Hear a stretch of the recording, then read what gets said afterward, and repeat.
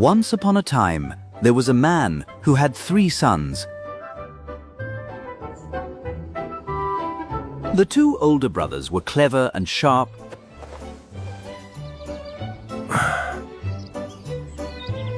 but the youngest was quiet and honest to the point of being simple-minded. Everyone called him Dumbling. He was often teased, ignored, and given the worst of everything in the family. One day, the eldest son went into the forest to chop wood. His mother gave him a delicious sweet cake and a bottle of fine wine to take with him. Deep in the forest, he met a little old man with grey hair and shabby grey clothes.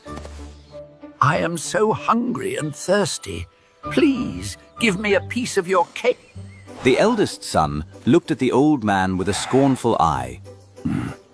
Hey, old man, I told you to leave this forest and never come back. Go on, get up! He left the old man behind and went deeper into the woods. But as soon as he swung his axe, it slipped and cut his arm.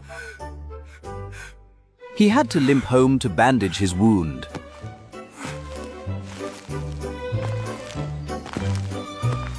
The next day, the second son went into the forest. His mother also packed him a fine cake and good wine.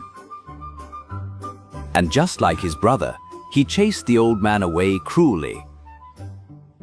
As a punishment, his axe cut his leg, and he had to crawl home in pain.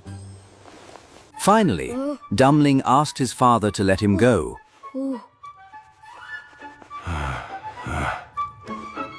The father reluctantly agreed, but gave him only a cake made of ashes and a bottle of sour beer. Deep in the forest, the little grey man appeared again. Dumbling looked at him with kind eyes.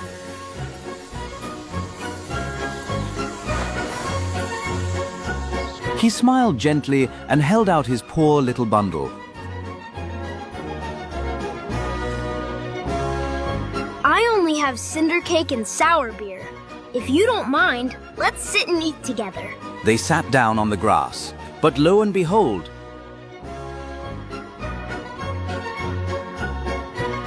when Dumbling broke the cinder cake, it turned into a sweet pastry smelling of butter and milk.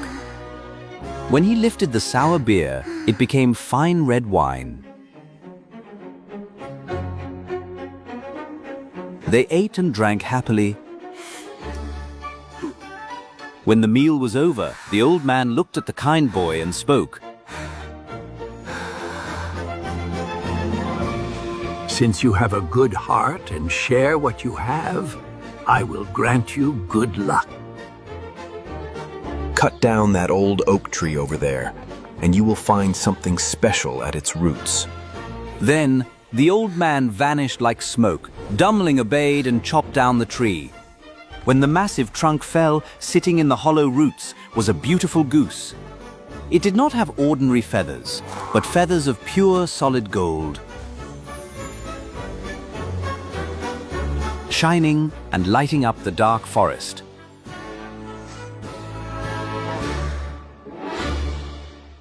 Dumbling took the precious goose and stopped at a roadside inn to rest. The brilliant and strange beauty of the golden goose immediately caught everyone's eye, especially the innkeeper's 3 daughters. Greed lit up in their eyes. Each wanted to steal just a little bit of gold from the magical bird. Late that night, when Dumbling was fast asleep, the eldest sister crept into the room. She planned to pluck just 1 golden feather. But as soon as her finger touched the wing, it stuck fast as if glued by magic. She could not pull it away. The second sister entered, intending to help her sister, but the moment she touched her sister's shoulder, she was stuck tight too. The youngest sister, innocent and unaware, ran in to see what was happening. Stay back! Don't come near! The youngest didn't understand. She rushed forward and grabbed the second sister's waist to pull them free. The next morning, Dummling woke up, tucked the goose under his arm, and walked away, not caring a bit about the 3 girls dragging behind him. They had to stumble and run after him, through fields and briars, wailing as they went. Along the way, they met a dignified parson.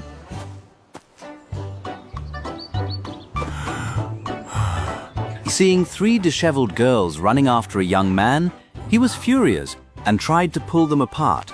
But as soon as he grabbed the youngest girl's hand, the sexton saw the parson running away and was astounded. Because the christening was about to start, the sexton tried to keep the pastor from leaving. And of course, with the Golden Goose's magic, he was stuck too. Then, 2 farmers working in the fields tried to rescue the sexton, but they suffered the same fate. So a line of 7 people ran like a snake behind Dummling towards the capital. In the kingdom, the king had a daughter who was beautiful, but so sorrowful that she never smiled. Whoever makes the princess laugh shall marry her. Just then, Dumling's parade passed under her balcony. Seeing the fat parson being dragged along, the skinny sexton tumbling over, and the 3 muddy girls stuck together.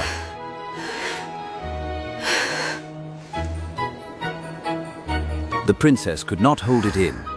Her eyes went wide, and then a giggle escaped her lips. The laughter grew louder and louder until she held her belly and laughed until tears streamed down her face. The king was overjoyed. But even though the princess laughed, the king was not happy when he saw his future son-in-law. In his eyes, Dummling was just a poor woodcutter with a silly name. He decided to break his promise by setting impossible tasks. First, the king demanded that Dummling find someone who could eat the entire royal cellar of bread before he could marry the bride. Dummling didn't know what to do.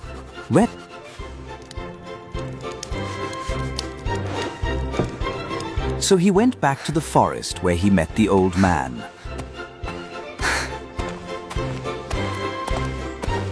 There, he found a man sitting sadly, tightening a belt around his stomach, looking miserable. I have eaten a whole oven full of rolls, but I am still so empty. Dummling happily led him to the palace.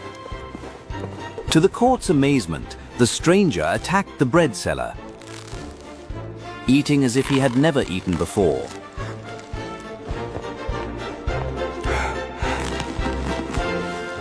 In just one day, the mountain of bread was gone. Not a crumb was left. But the king was stubborn. He set a second condition, even harder. Find someone to drink all the king's wine, aged for 100 years. Once again, Dummling brought back the man from the forest who was burning with thirst. And in no time, the huge barrels were drained to the bottom.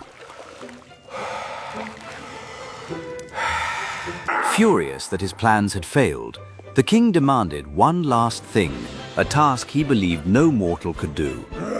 A ship that could sail on land as smoothly as it sails on water. Dummling went back to the old oak tree where it all began.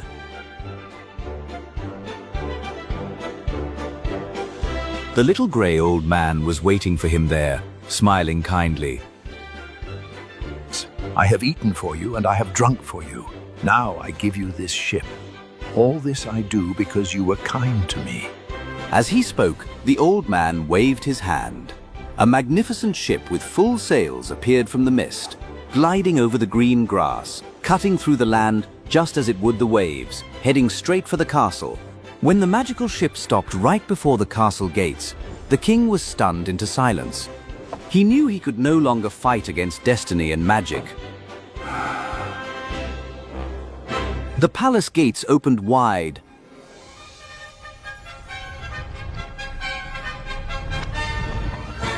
The wedding was the grandest in the history of the kingdom.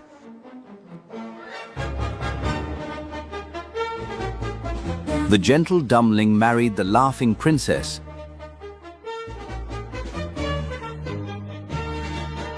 They lived happily ever after.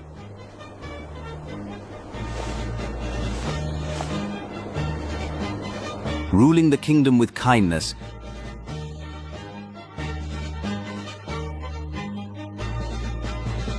The one treasure Dumpling had,